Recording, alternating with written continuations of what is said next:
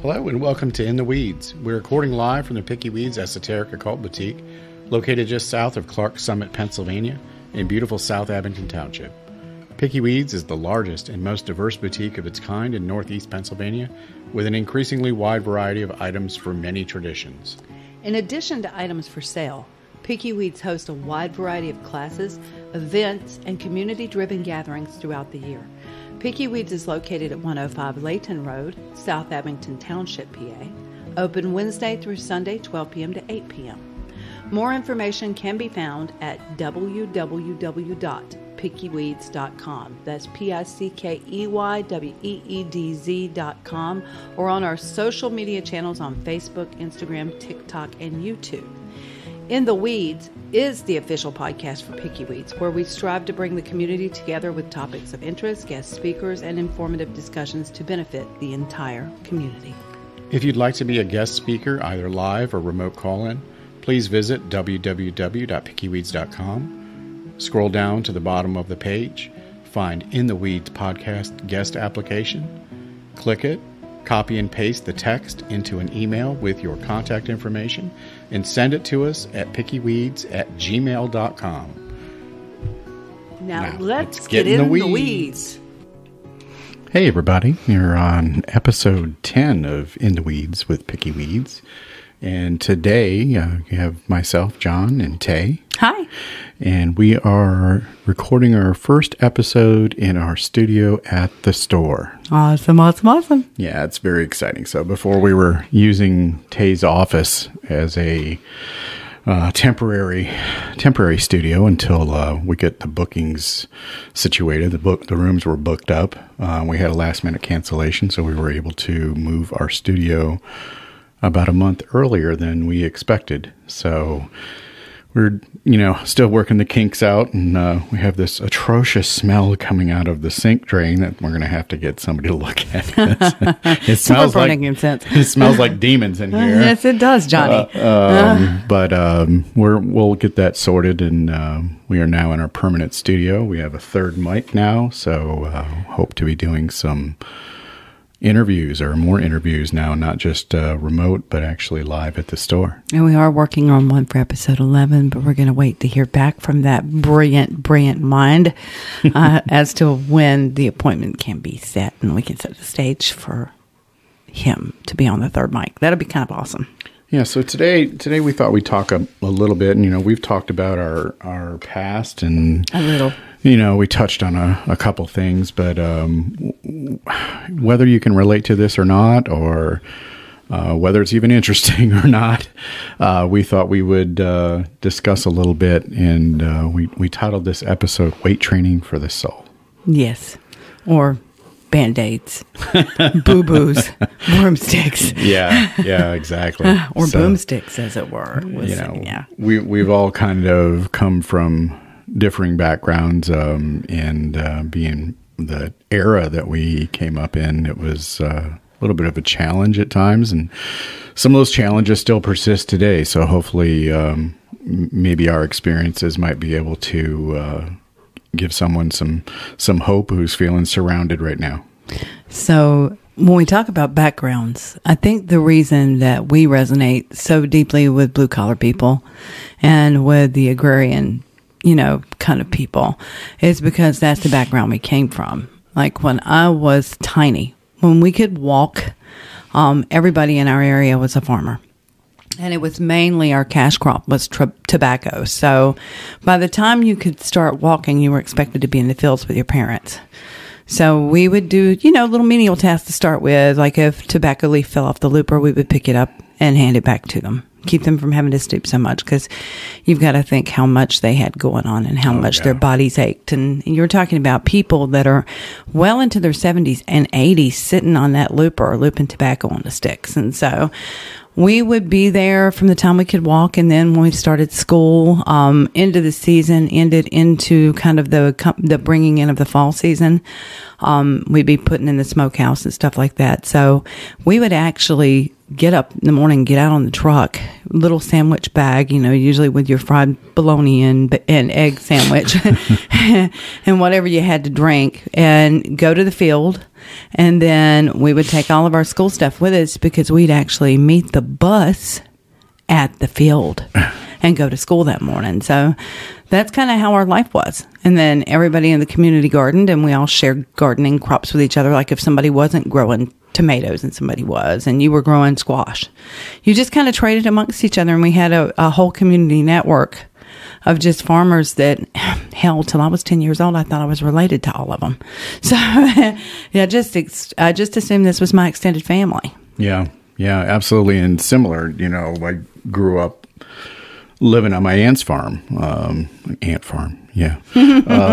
But, Auntie. I stayed there so much that I had assigned chores. So we were in the fields. We were, chucking hay and straw bales up into the barn and feeding the chickens and feeding all the other livestock that they had, and working the fields that they had. So, yeah, the fact that we can relate doesn't come unnaturally. It's part of the background, and including some of the hardships. Your first trauma was a bull. Yeah. So, yeah, a boy and his BB gun. Probably shouldn't shoot a bull in the balls. It's just not a good life choice. He had a great day. Yeah, it was a wonderful learning experience, running my ass off from the field to the farmhouse with my aunt saying, you pissed him off, you deal with it. Yes. Yeah, that was your bright idea, yeah, Sonny. Yeah, that's a one done thing. You never do that again. It's like, don't touch that hot stove. What? Oh, yeah. So, but aside from like childhood environments, where we were raised, I've been an orphan since I was 16. My real mom died when I was 14 months old.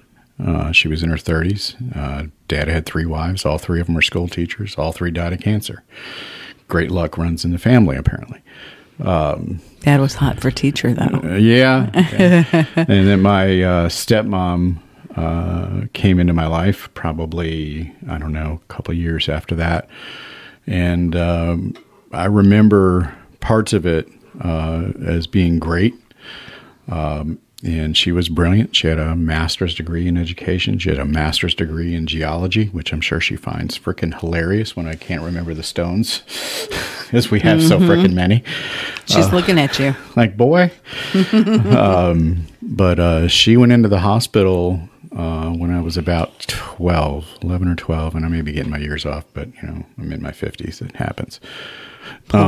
She had a cramp in her leg, and then 6 months later that she had been diagnosed with a brain tumor the size of a baseball on her medulla oblongata. So she went from being this brilliant, kind woman of education and science, and one of the most innovative teachers in our district, or so I was told, to an unpredictably violent person that would just, we were riding to school one day and nobody was saying anything. There was nothing on the radio. I was just looking out the window driving to school, and I caught one in the jaw, and she hit me so hard my head bounced off the window and right back into her fist.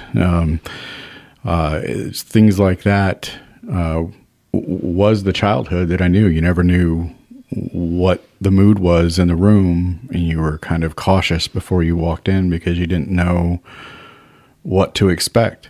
And it was usually violence, and violence that was sudden and unpredictable. And so, I confess as a kid, I grew to despise her because I was afraid of her. She was exceedingly violent, and then mixed that with the Christian religion and lots of just beratement. In fact, Dad came home and caught her beating me, and he had left. He's like, "Get your stuff." We left, and it was me that convinced him to go back. I don't know why. I just didn't want to not have a family, you know?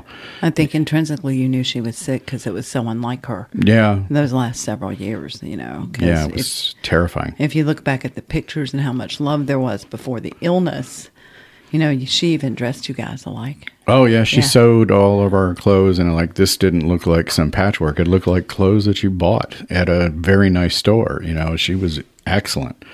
To fly on your daddy's pants. Dad bought her a brand new Singer sewing machine, and at the time it was like the best of the best, top of the line. And to say thank you, she was making him a pair of pants, and she sewed a red rose on the inside of his fly.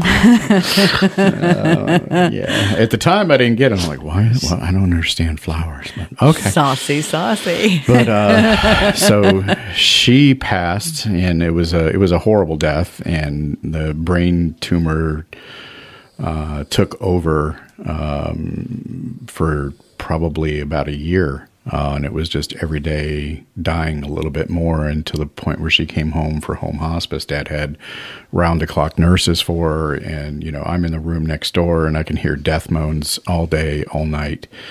And it was traumatizing, you know, and, you know, for all the beatings that I had taken and all the violence. So you're like, you know, it was rough to reconcile. But she passed, and it was Dad and I for about 2.5 years. And I remember laying in bed, and it sounded like a thunder boomer, you know, like a big lightning crash. Like, imagine the loudest thunderstorm. And I woke up, and incidentally, that room was the room my mother died in, and that was my bedroom now. The bathroom was right next door. And I jumped out of bed. It was 5 o'clock in the morning, October 4th, 1987. I will never forget that.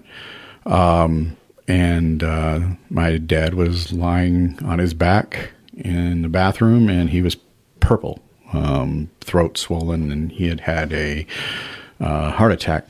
And he was gone by the time I could get to him. And I still remember, you know, back then, this was before the age of 911, so there was no emergency services fast number, and you're a 16-year-old kid alone in a house when your dad just passed, and you're trying to make sense of a phone book that was not completely organized well.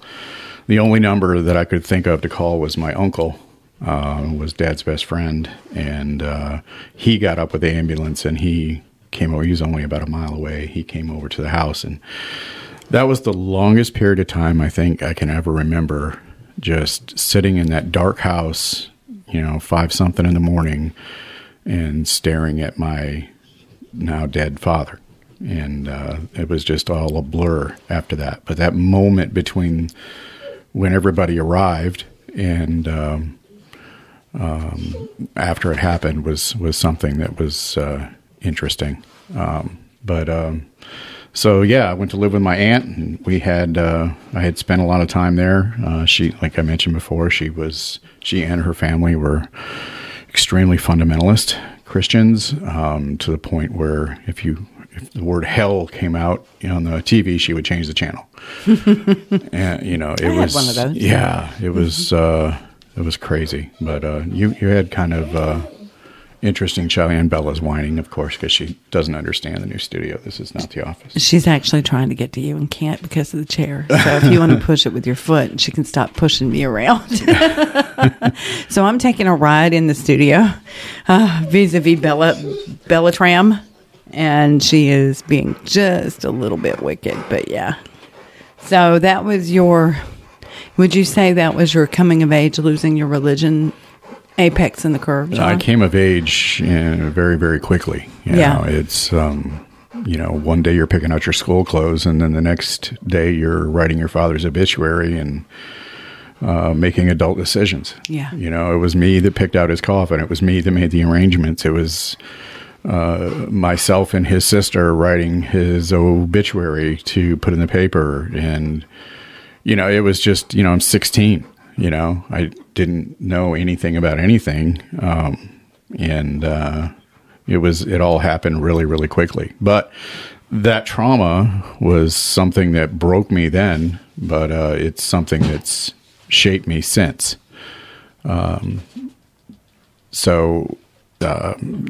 Anyway, that goes without saying. No, it gets, it really changes you. And I got to say, coming up evangelical, living with my grandmother a lot and my Aunt Maddie Bell. My grandmother had gone a completely different way than the rest of the family. This is my mom's side. My dad's side, my grandmother was Native. But on my mom's side, my grandmother was Jehovah's Witness. Oh, wow. So everything was verboten. It was kind of, she wouldn't even buy a washing machine because it turned the way of the devil. So the dasher, she didn't want it. So I still remember her having like washboards when I was little and great big, those galvanized pans that you would, watering trough style pans. But I remember her doing clothing in that. And she had this huge feather bed. And I remember when she passed on, Aunt Maddie Bell, when we called her Aunt Bell, she took over pretty much everything and was raising the kids, watching us for our parents. We were constantly with her. And she was born kind of a little bit mentally degraded. She couldn't read. She couldn't write. She couldn't count money. She was the most loving human. There was nothing ignorant or stupid about this woman. She was just this brilliant, beautiful love of a human. And people would literally steal from her. She wouldn't even get mad. I wish I could be her. Like, they would take her money at the store because they knew she couldn't count. Or they would steal things from her because, they figured she wouldn't notice. She wasn't stupid, people. No. She noticed. No. And I would get really angry, and I'd want her to get angry. And she would just look at me and say, no, they need it more than I do. Let them have it. Yeah. And that was pretty amazing to me. So it was a huge lesson in service and humility from her. And then I think that if I had to pinpoint a time that I literally lost my religion, it would be her death. Because I went to take care of her when she got colon cancer. And I've never seen anybody die so horribly and in so much pain, but with so much grace. Yeah. As she did. And she didn't want to complain. She did not want to be a bother. She did not want to be that person. She just wanted to love on everybody and have them around. And that's all in the world Aunt Bell wanted, was to have people around. And to be loving and to take care of them. And she couldn't.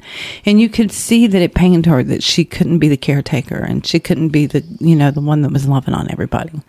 And that everybody was coming and loving on her and she needed them so badly. And you could tell that it pained her, but she never complained. And I watched her die absolutely horribly, like screaming in pain, until the very last evening.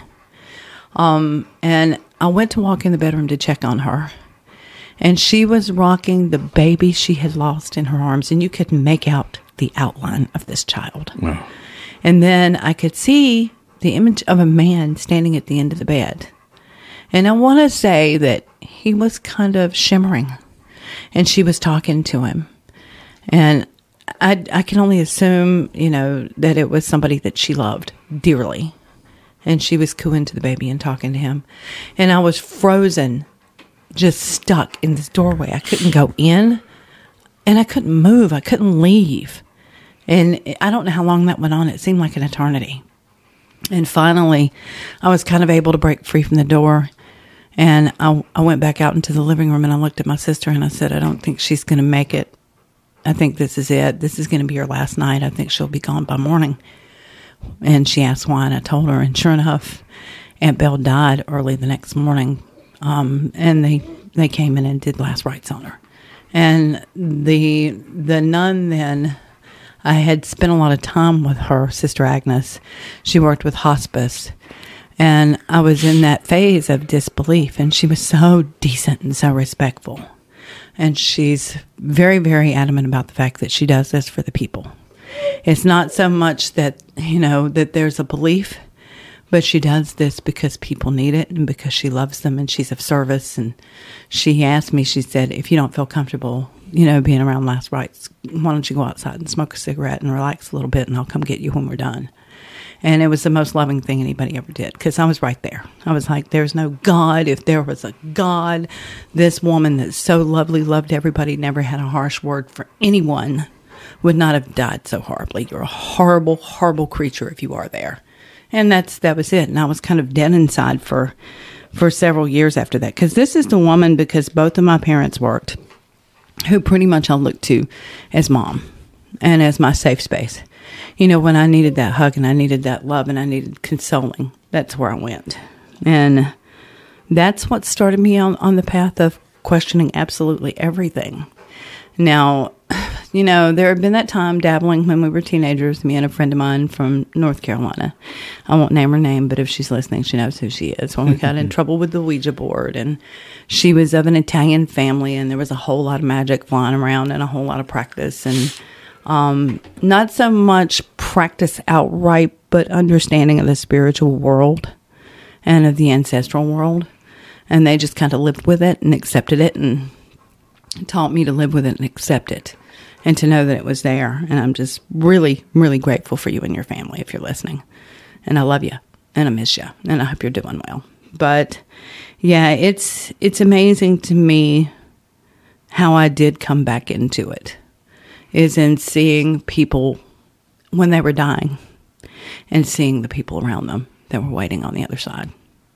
And that was a hell of an experience and humbling. Good God. Yeah, I guess so. Yeah. Painful. Yeah. And you know, death just seemed to be the theme of youth. You know, it's like I have two half-sisters. Both of them got multiple sclerosis. They had a different mother. Dad, again, had 3 wives. This was from his first wife.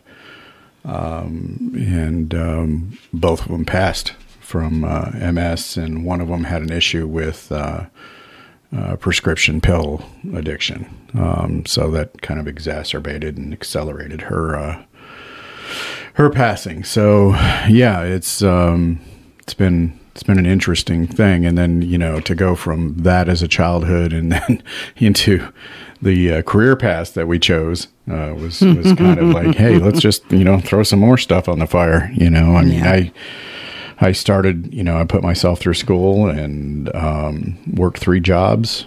None of them paid for shit. You put all 3 of them together, it's still a shitty paycheck, but it's better than, you know, just starving. One. Yeah. Got to do what you got to do. You know, I would show up late to one because I get my schedule mixed up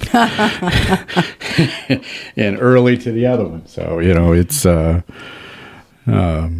yeah, that was a challenge. And then my first career was in the Department of Corrections. So I worked in the prison system in Detroit. We actually, that's where, you know, we touched on that with Grain Shields. You know, he and I met in Detroit at the prison system, and that's kind of where I started the path, you know, with him. And corrections was an interesting field. You get to meet in all kinds of people, and you know, yeah, it's some of them not so good. Imagine that. Bella is just like determined to get to me over here. She has G.I. Joe'd under the table. She knows when you're sad too. You see her pick up on that. Has to come over and so console. She's getting her butt rubbed now, so she's happy. But yeah, so corrections, you know, was a violent place. You know, prison's a violent place. I started out and we opened the prison on Mound Road in Detroit. That's where we did our boot camp, our academy. All of our drill instructors were Marines. Our head instructor was Marine Recon from Vietnam. So you can imagine, yeah, he looked just like Robert Duvall. He did. Captain Wyatt. Loved him. Except when he put the rainbow-colored afro on his helmet. Oh, yeah, he was nuts. Rode his motorcycle. But, you know, that was my first example, I think, besides my dad, of actual leadership, because he personified it. And was just a hell of a role model, you know, because I was still, you know, 21 when I started, and really hadn't had a father figure in my life since 16, and never really fit in with a family. You know, I did the whole thing that so many of us are put into, the Awanas and the vacation Bible schools. And they tried their hardest at indoctrination. It just didn't stick. Rue thought. And any child that grew up in that time is probably real familiar with that, because all parents and you can't fault the parents. They thought they were doing the right thing. They were trying to, what they thought, build moral character, right? So, it's what they were taught. How do they know difference? Tradition. All I knew is that those church buildings, including the church people, all smelled like formaldehyde. They do. I couldn't get it out of my head. It was just this stank about everything, about inside the place and the people themselves. It just stank, and it smelled exactly like formaldehyde. It's like they all use the same cleaners for the the pews and stuff, and it's like, oh my God. New and improved Jesus scrub smells like formaldehyde. Oh my God. Everyone knows they're in church. Let us embalm you with the Spirit. Oh my God. But yeah, none of that stuff ever stuck. You make them happy and clap your hands and yay, and because you're a kid. If you're happy and like clap your hands. Yeah, and I didn't clap my hands a whole lot. But I was trying to not be disrespectful of my elders. That's how I was raised, and kind of sucked it up. Yeah.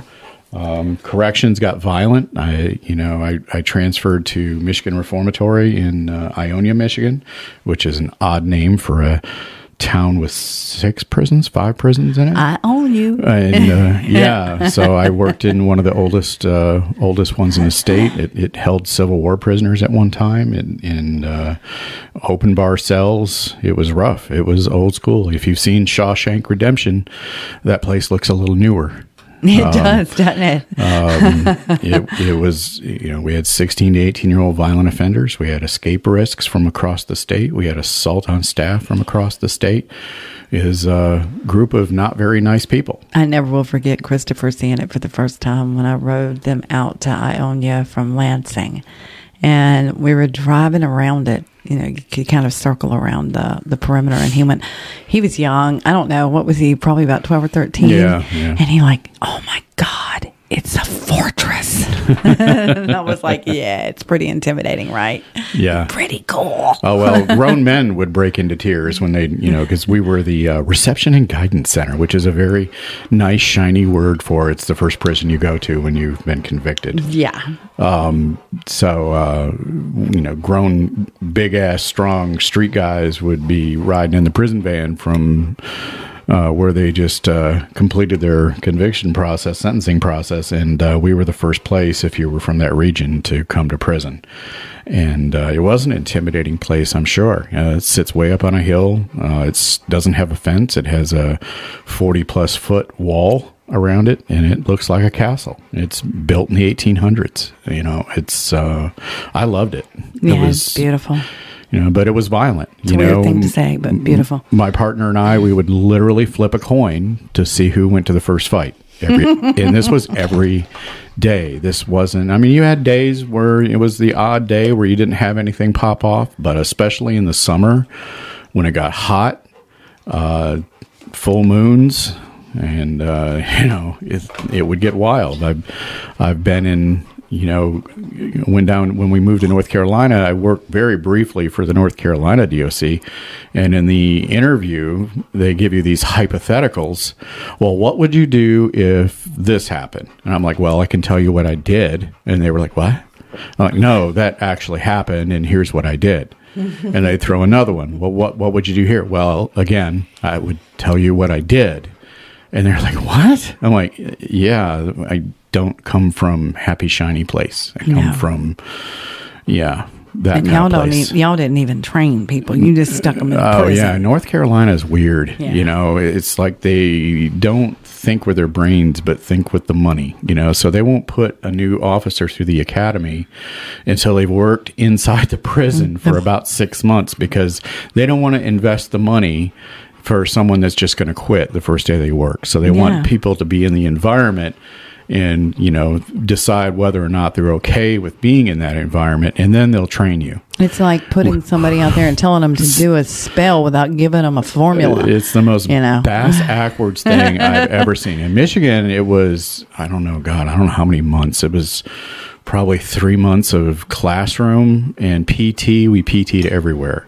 You had an academy. It was a boot camp. Yeah. We did PT all the time. And when you have a Marine Recon DI, you are doing PT. It is not, look, the same guy that made us do 100 push-ups also had us marching around the entire prison on the perimeter road and then made us duck walk and then sound off. All right, duck walk. And then quack, quack, quack, quack. I mean, it was ridiculous. But, if you know what a duck walk's, when you squat down and you're walking, waddling like a duck. But we had to do it in formation, in step, and then you had to do a cadence.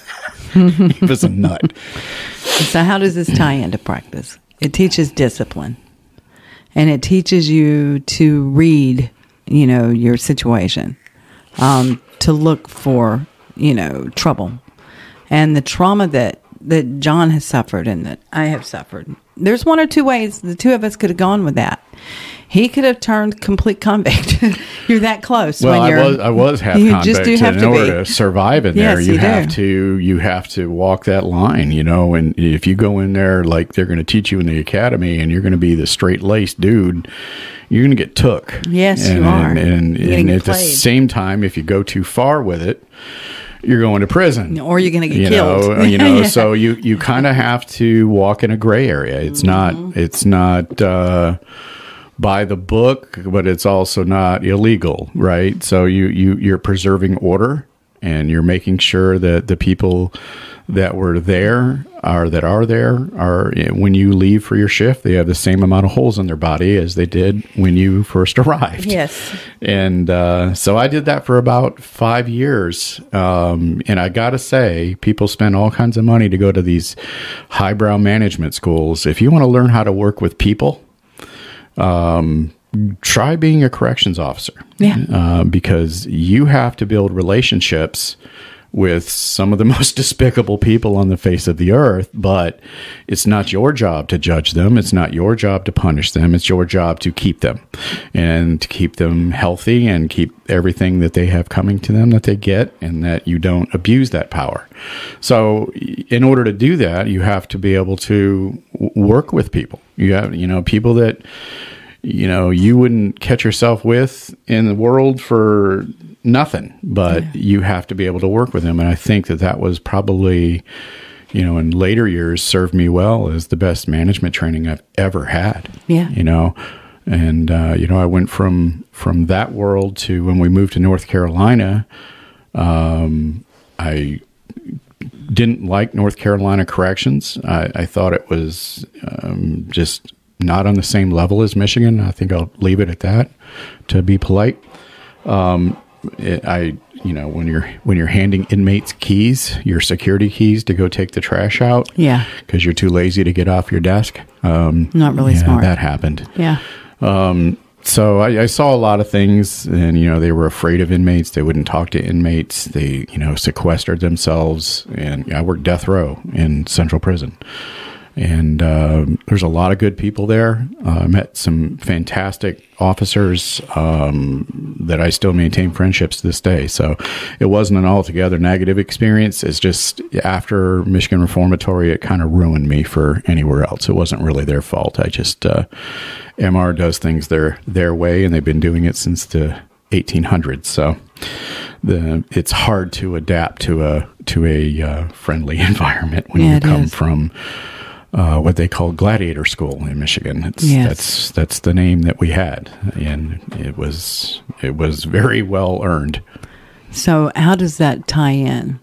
You've heard us say that we don't summon a deity in the evocation style and torture them to get them to work with us. You wouldn't do that in the prison system, and you wouldn't do that in the corporate world. What you do is you form relationships with deity, much the same way you form relationships and forge friendships with people on the outside. Okay. And so that's probably been a big boon to both of us in practice is knowing how to approach it as a relationship and how to build a network.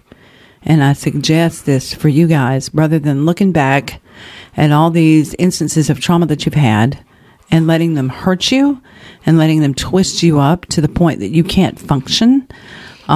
Take that trauma and take a good long look at it and realize that it's a marker for every new human you're going to meet. See if you see those attributes that foisted that trauma onto you in those people, in that circle. Make sure that your eyes are open. I know it sounds antithetical, and people hate this word forgiveness, but when you've been traumatized to the point of just being in a pile, a crying pool of tears in the corner, afraid to do anything, afraid to move forward and have a relationship because of the trauma that you've had, you need to take a good long look at how much you're allowing that person from your past, that situation from your past, to control your future. Oh, yeah, definitely. You can't let that happen. And you're not forgiving them. You're forgiving the situation. You're forgiving your part in it if you had any. A lot of times you're just the innocent victim. But you're forgiving yourself for being in that spot and not, getting help quicker and allowing yourself to be maligned and abused and destroyed by another human being or another situation. Yeah. So it's not about forgiving them. You don't ever have to forgive them. But you have to rid your life of them. You have to understand that every time you think of them and it causes you pain or stops you from doing something, you're still giving them control of your spirit. And your spirit is just trapped in this human body. And you've heard me say this, and it's a quote, and I can't remember who said it first. But you are not a human having a spiritual experience. You are a spirit having a human experience. That's so well said. Yeah. I love that. And that frees you. And the minute that you can really understand that, you'll be free. You'll be freer to move forward with your life and go forward with that trauma with the awareness of those people. So you're just looking for specific attributes everywhere you look.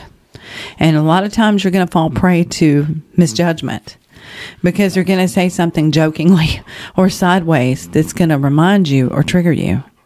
You don't want to judge the person on the second. You want to judge them on their actions. You want to judge them on the whole. Actions speak louder than words. Yes, they do. So. To use a cliche. Yes. And it's like, our previous, Tay and I have been together, like we just celebrated our 25th wedding anniversary in Samhain. We've been together for 28 years, married for 25. My first marriage was not good. I was way too young. She was way too young. And a lot of things there that were kind of shaping too. We had met in high school. I was a complete alcoholic after my dad's death, and stopped on my own, which is a challenge. But I stopped prior to the first marriage. I pretty much when I graduated high school, when you hit 21, it's not fun anymore, right? Yeah. Adult world when sucks. you're like 21 buying a beer, it's like, okay, everybody can do that. So now it's not fun. And so that stopped, right? And so it was a 20, I think I was 19, 20 when I got married, something like that. But we got married, and it was like a big fancy wedding, and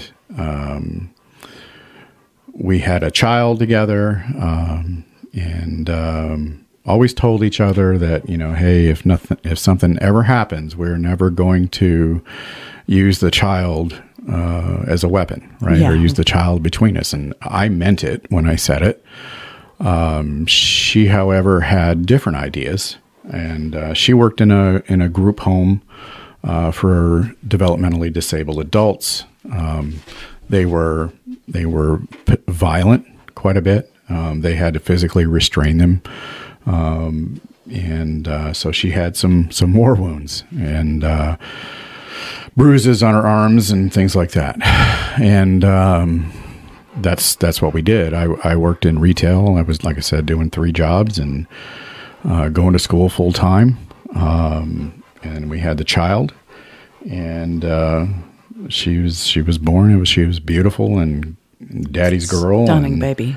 Stunning. And I love her to death. And so I went to trying to, my goal was going to be something in legal, right? Whether that was law enforcement or whatever. But I had a friend of my dad's, he's a chief of police in one of the townships, had suggested corrections because they paid better and the odds of getting in were a lot better because police departments typically only hired like 1 person at a time back then, whereas corrections would hire 50, but the issue is you have to drive or move to wherever the opening is.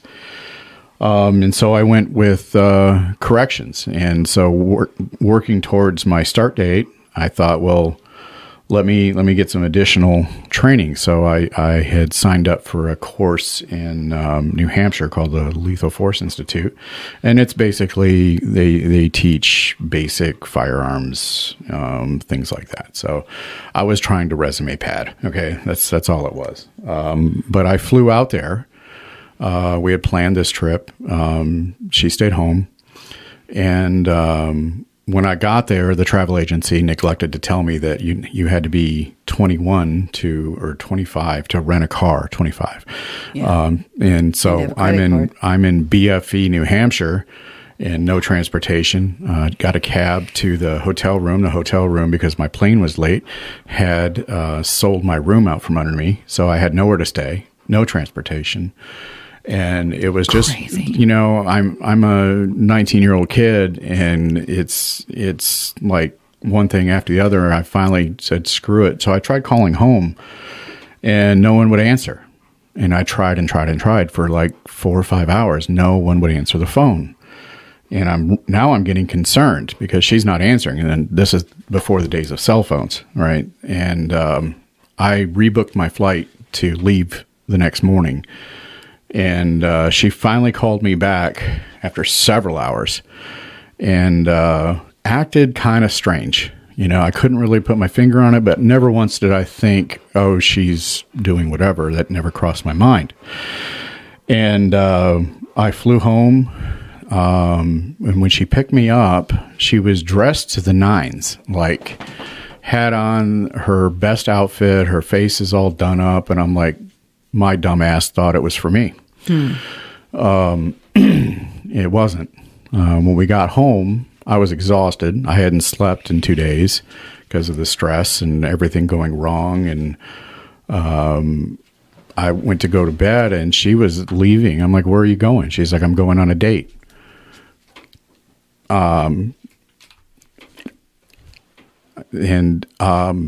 So, yeah, I'm like, I don't understand that. That didn't make any sense to me. I'm like, what do you mean you're going on a date? And, so she flipped out. I had Addie in my arms, which is our daughter. And she started physically punching me. I literally had my back to her with Addie cradled against my chest, and I'm taking hits to the back of the head, the back of the neck. I didn't understand it. It didn't make any sense to me. It was just complete bewilderment. And she finally left, and I got Addie settled down. It was about 30 minutes or so to get her settled down, get her back to bed. And there was a knock on the door, and it was a Michigan State Trooper. I was like, what the fuck is going on? He comes in, he's got his hand on his pistol, and he's looking at me, the way they look at you, right? Yeah. I'm like, what the fuck? I let him in, and he's like, about 5 minutes into the conversation, he's like saying that she made the statements that I hit her. I'm like, what? I was never raised that way, and even with the abuse from my mom, I guess some people might react that way. To me, it had the opposite reaction. Like, I never, ever raised that way. And it's not something that I would ever do. I never have. No. And not in his nature. He's like, yeah. He said, what's she do for a living? Because I'm looking at them bruises, and they're old. I can tell. And I said, yeah, they're not for me. I said, she was actually punching me in the back of the head.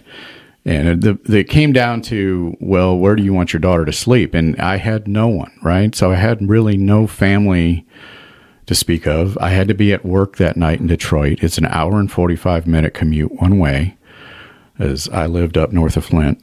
And, what do you do? Well, I think probably the best thing for the daughter is with her mom, because I have no one. I don't know anybody. There's no immediate family that I could do that. I didn't have relationship.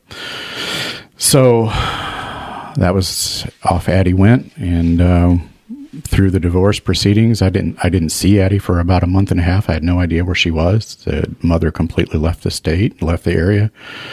Even through the divorce,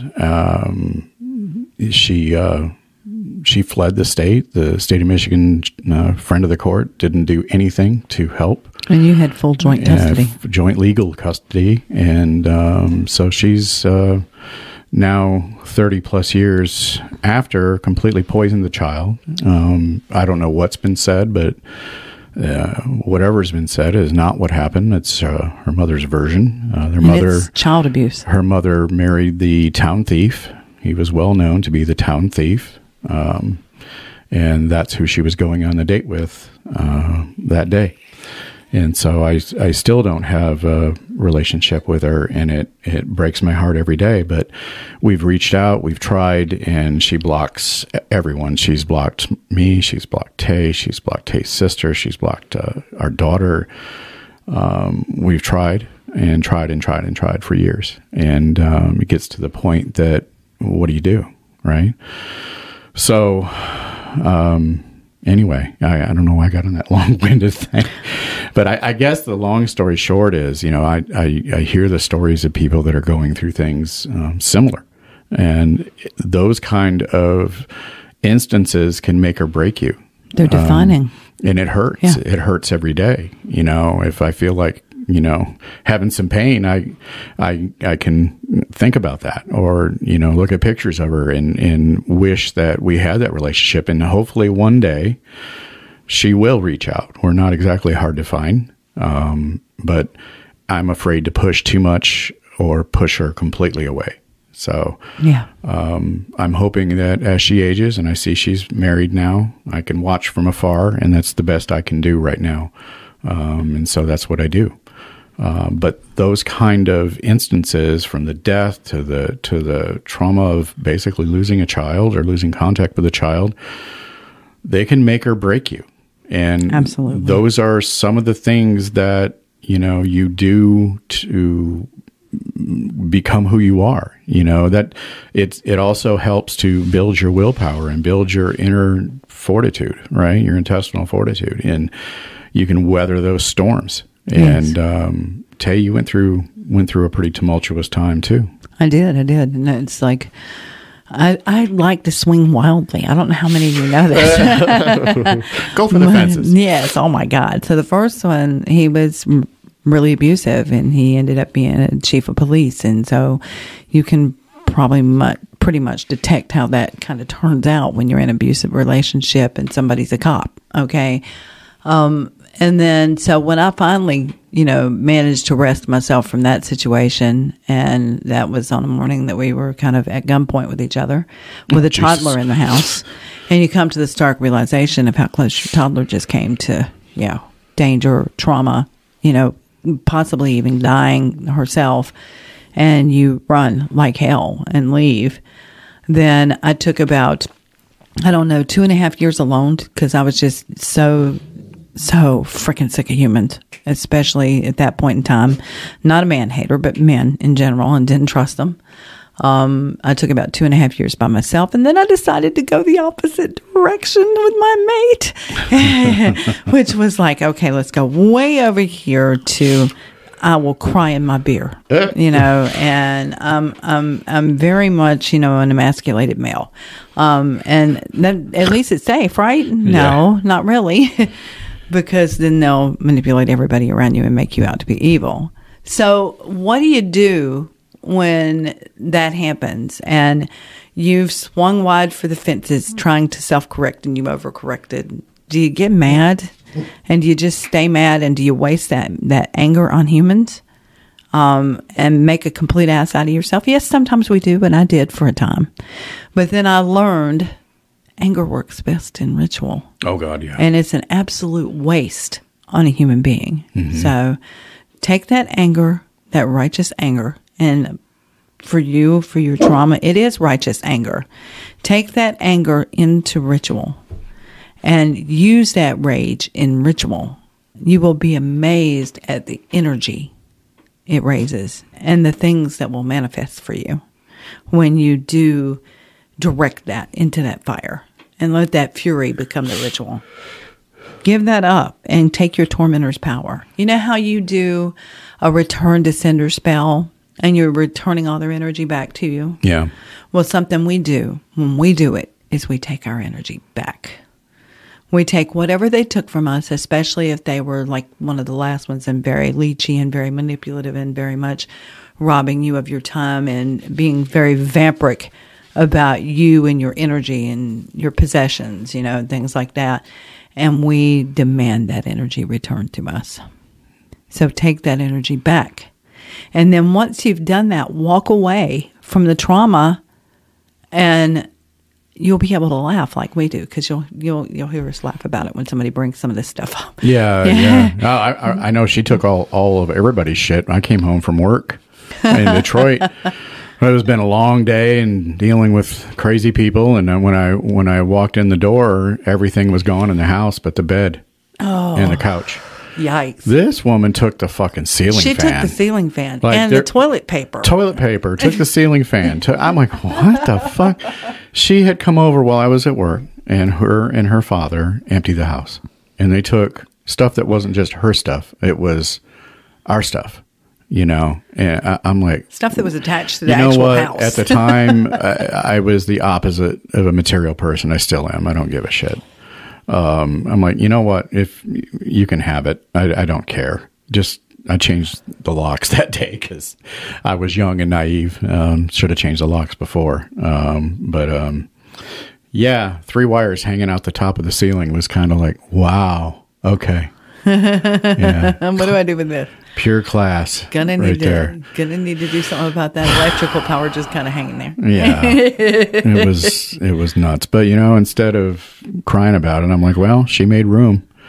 So I mean, I had the ultimate bachelor pad there for a while. You had a queen in the living room. I had, you know, I got something I always wanted to get into when I was younger, and my parents would never allow it. Was martial arts. So I kind of credit martial arts for helping me with that discipline and giving me some strength to get through those times. You know, I had started in a McDojo. It was a McDojo, but the instructor was an ex-Olympian, and he was great. He was fantastic. Like, his heart was in the right place. It wasn't all about making money, although he did make a lot of money. But he actually poured his heart and soul into every class, too. So you got your money's worth. But we had 3 guys come in, and they were interested in the class. But at the time, I think they were where I was, just trying things out because I wasn't sure which way to go. And they're like, hey, we learned something a few weeks ago that technique that you're doing in 6 moves can be done in 1. I'm like, what? And so they showed me, and I'm like, oh my God, that's just brilliant. And he's like, yeah, it's called Wing Chun. I'm like, oh shit.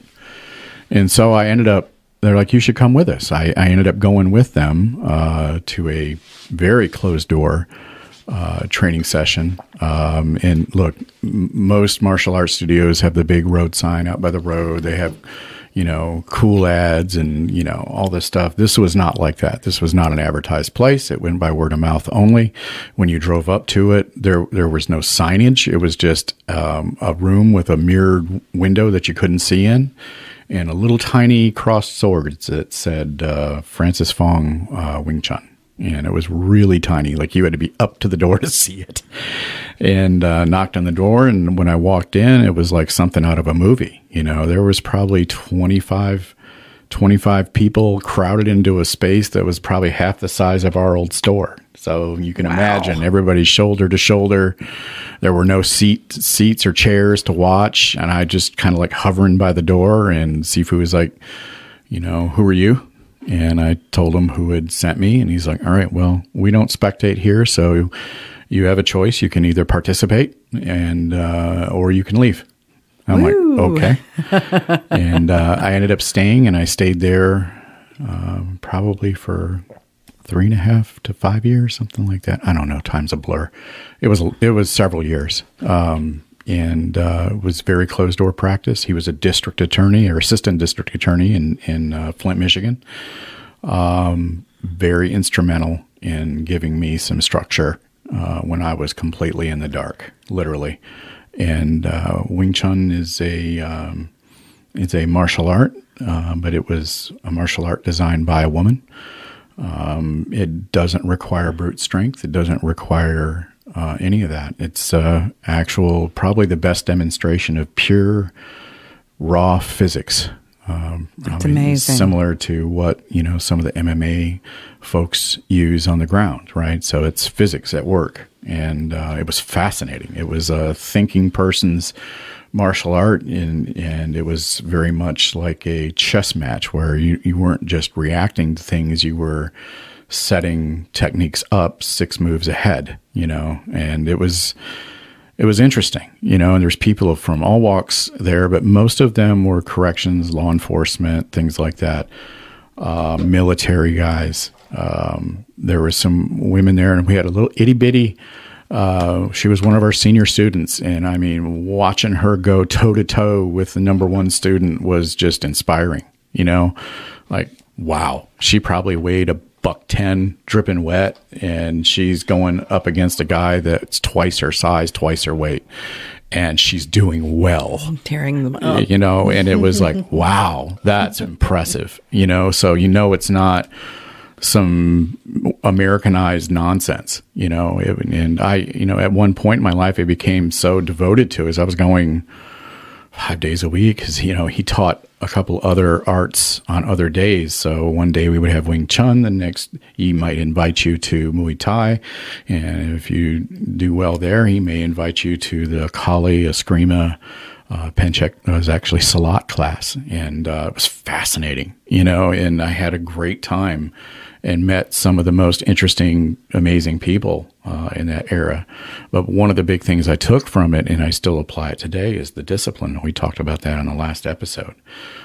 So discipline's everything. Like Tay just mentioned, pouring that pain, anger, hurt into your ritual, that energy, it's raw energy, if you've ever experienced a loss and that feeling that you have, where you feel like you can't control anything, like these things are just happening and it's beyond your control, and that rage or frustration that you get from it, or someone does something wrong to you and you feel powerless.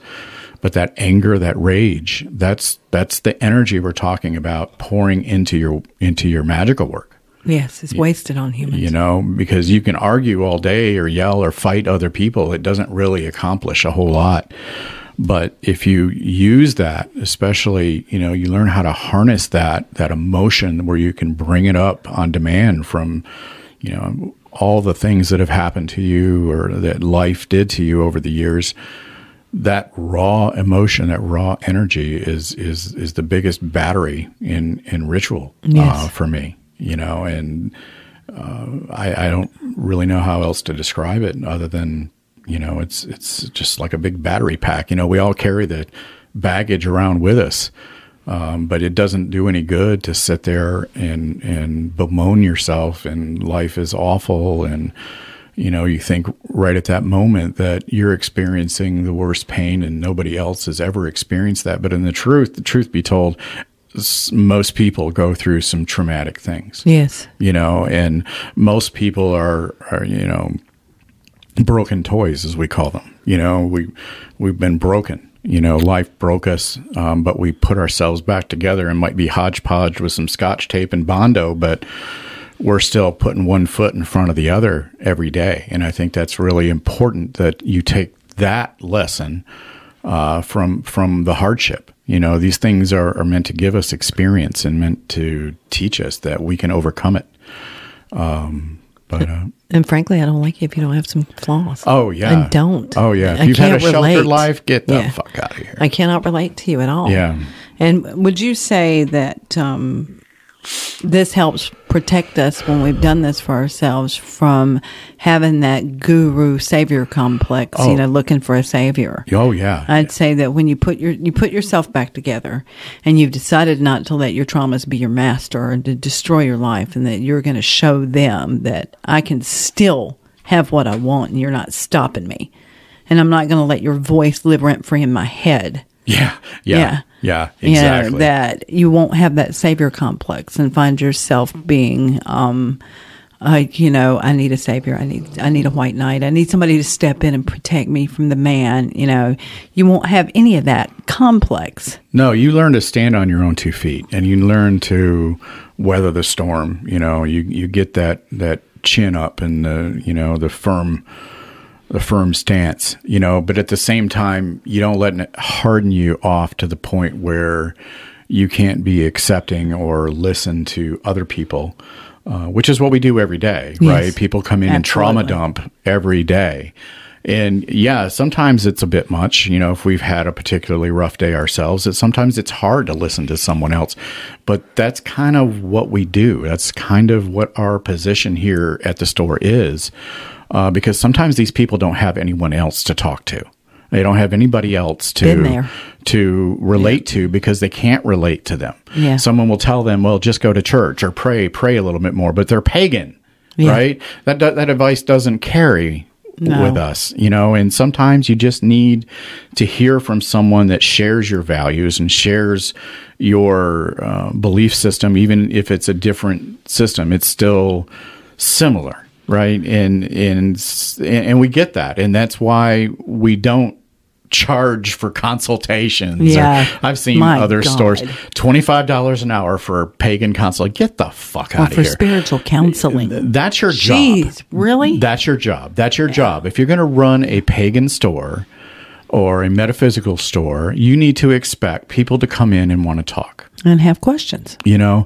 And that's part of it. That's why our counter is so freaking huge, because there'll be multiple conversations going on at once, And sometimes, it gets overwhelming. And sometimes in our days off, people are like, I want you to come over. I want you to do stuff. Or can I come over? And no, we need those days to recharge our social batteries so that we're good for you next week. Yeah. And it's just, we're not trying to be rude. We love you.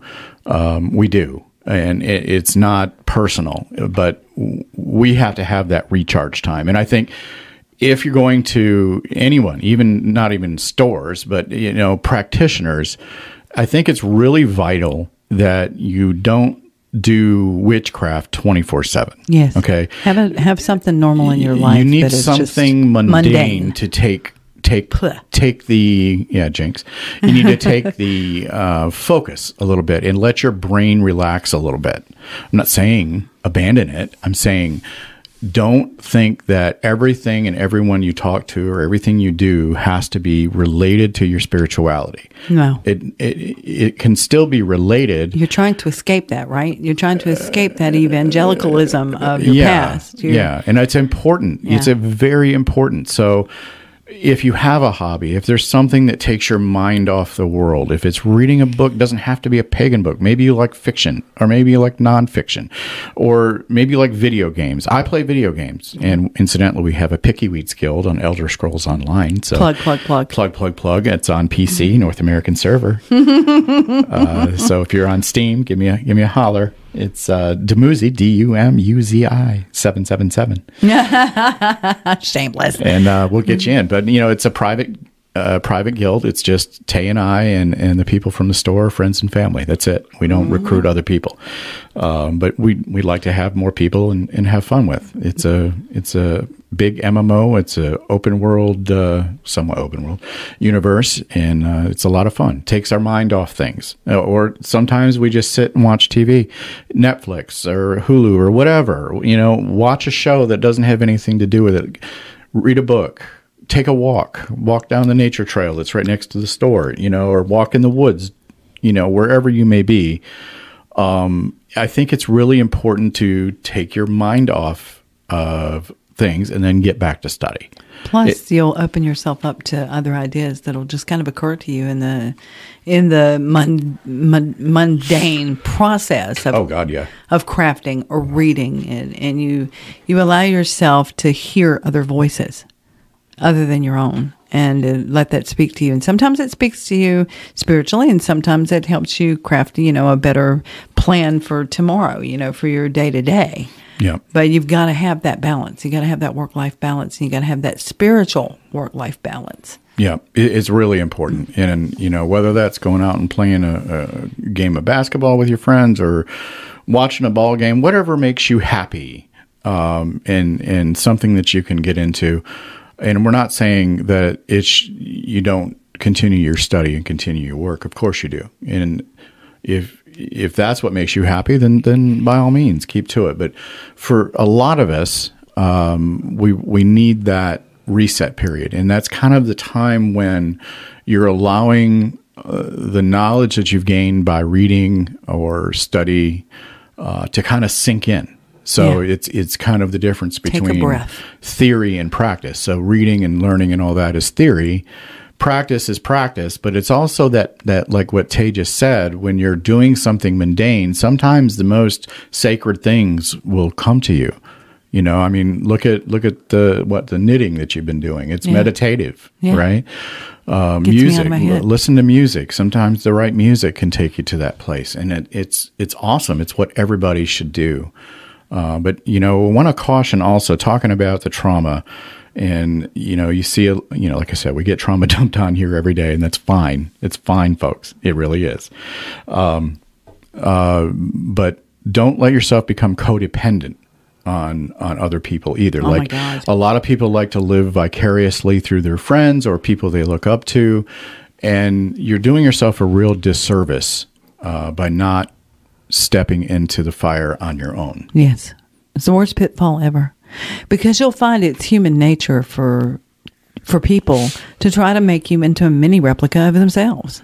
And that's not because they're evil or vile. It's because they want to feel comfortable. And if I've got this carbon copy of me sitting over there that I taught everything I know, and they act just like I do, then it's reaffirming for me that I'm on the right path. Don't fall for that pitfall. Because the best of teachers are going to want to watch you flourish. Oh, God, and they're going to want to watch you to gain insight to better ways to do it themselves. The best teachers out there are watching their students, not with an eye of they're doing it wrong, but with an eye of how is it working for them? How is that working for them? And hey, wait a minute. Did they find a shortcut I didn't know about? Yeah, it's that new perspective. It's that new perspective. Like, oh my God, I didn't even think about it like that. That's brilliant. You know?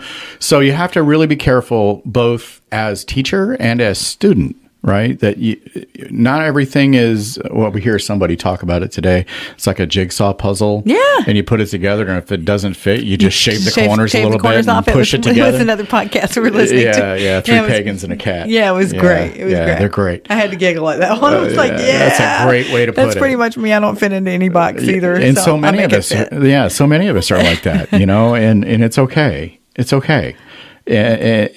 Don't think that because the person that's mentoring you does it this way. It's okay. Learn it that way, but don't be afraid to experiment. Put some spice in it. A little bit of flair.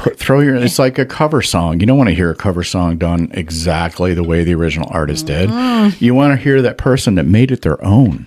Besides, you can always hear that it's not the original artist. You don't sound anything like them. But sometimes those covers are even better. Yes. It's just because that artist... Disturbed, Sound of Silence. Oh, my God.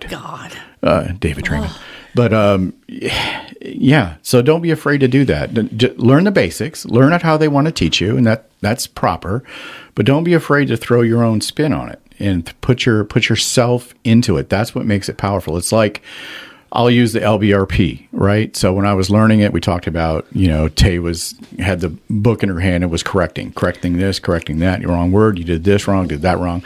And you keep doing it until you practice. But once you learn it, once you know it, it becomes its own thing with you. It's yours. You'll start to feel it. It's completely different reading a ritual by rote from the book as opposed to incorporating the words into yourself, into your personal practice. And then when you do it, it's yours. Yes. And the vibration, the effect, the results are so dramatically better than just reading it off a script.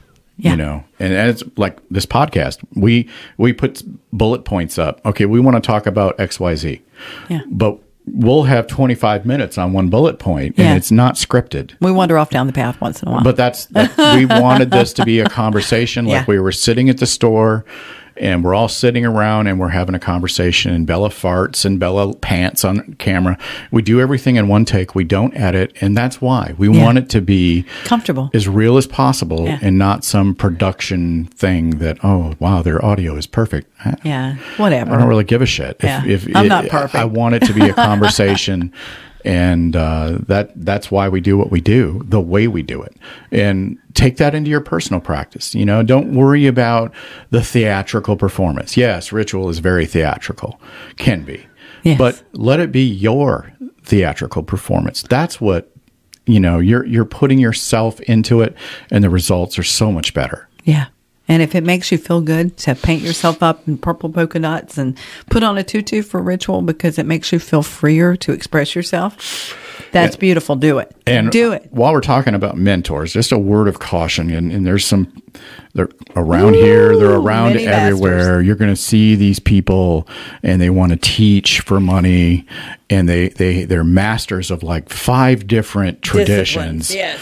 Oh my God. Each one of those traditions could be a lifetime or even multiple lifetimes to get to the level where you could comfortably refer to yourself as a quote unquote master. Yes. Right. And so somebody who is offering to teach people for hundreds of dollars, you can be a master too, and I will give you a certificate. Americans love certificates, right? Yeah. Be very careful, okay? Because while there are so many real, genuine practitioners, especially in this area, there are also a handful of just shysters. Yeah, absolute charlatans. Misrepresenting not only themselves, but misrepresenting the traditions. So before you take on someone as a mentor, make sure you do a little research. Or use a little logic. Yeah. Look at what they're teaching and go, oh my God, I know that this tradition takes 30, 40 years on its own, just pure practice to learn. On average. Yeah, average. Could be more. And this one might take a lifetime, and then it might require an ascended master who is reborn to the path, and they're claiming to be a master of it. Run like hell. Yeah. And one thing we do here that we try to do from the beginning is we try to open up to the entire community and let everybody come in and have a chance to teach. And then we discovered that you can't do that. No. You can't do that, because what you're doing to your community and to your, you call them customers, but we call it community, is you're opening them up to be used, to be abused, to be, oh God, maligned in a lot of ways. Because some of these people that you'll bring in, they play a good game. Oh, yeah. Or they'll look good on paper. Yeah, I was going to say that. Jinx. But yeah, they'll look good on paper. They'll talk a good game. They'll walk a good game. And it takes time for them to reveal themselves. So now what we're trying to do is we're trying to make sure that they're vetted, not just by us, but we start asking questions about them in the community before we invite them in. And so we don't do that with with the tarot readers, but with teachers, we definitely do that. We're starting to ask questions of other long-term practitioners in the area. Do you know this person? What can you tell me about them? What are their habits? Have you ever heard anything negative about them? So we're starting to ask that. So if you're sitting there asking yourself why we haven't invited you in, we're vetting you, and we may never. And we may. So don't get too upset with us, because we're very protective. We're very extremely protective, especially after what we've experienced in the past year here with some of our customers, and what has happened to them. Yeah. So yeah, we're gonna tighten that knot right down. We have a zero tolerance policy for bullshit. Yeah. And even look, we can vet and do our best to try, and still some might slip through, but we rely on the people to let us know. Yes. Okay. So it's very important that if you experience something that you're not comfortable with, or you don't agree with, bring it to us. Let's talk about it. Yeah. This isn't, done, one and done. We want to hear if you really liked it and you thought that the presenter was amazing and great. That's great to hear too. But we also want to hear, look, this person was saying this, and this, and it made me really uncomfortable. That's not right. Or I wasn't comfortable with this person.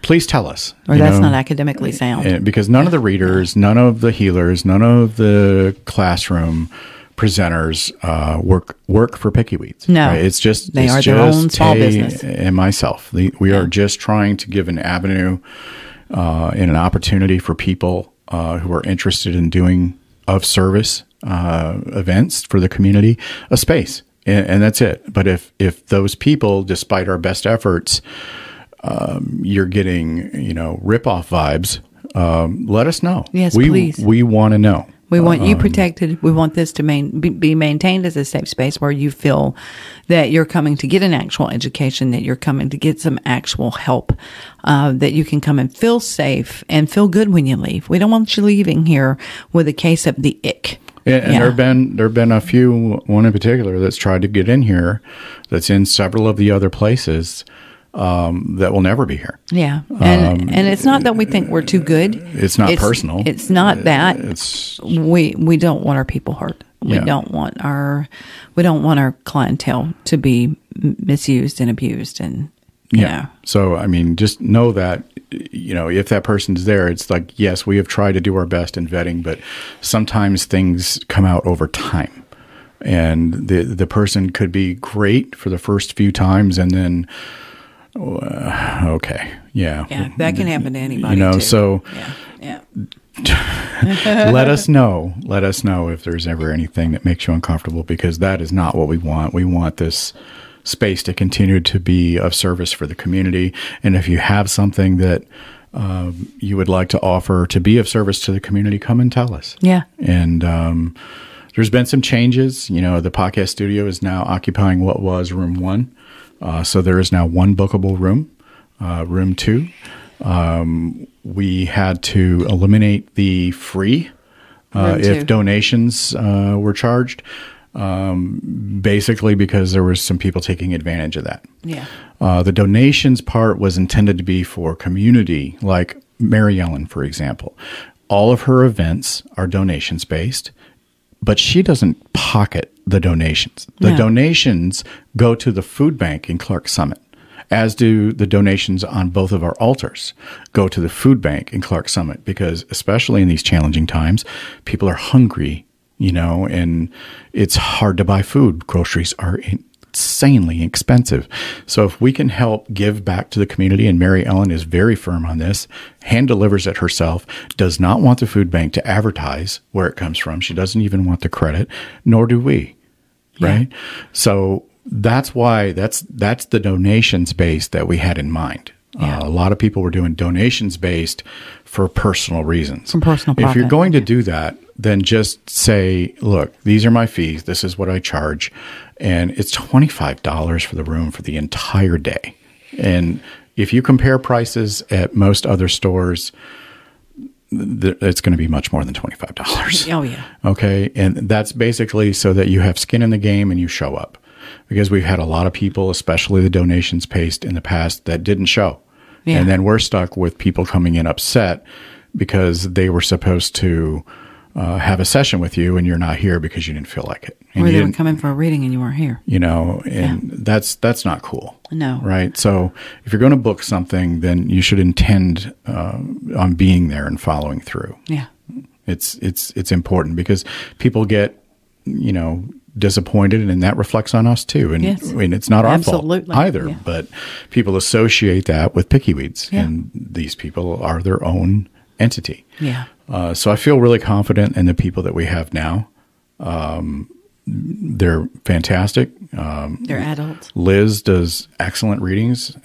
Mary Ellen does the Wednesday meditation every Wednesday at 6.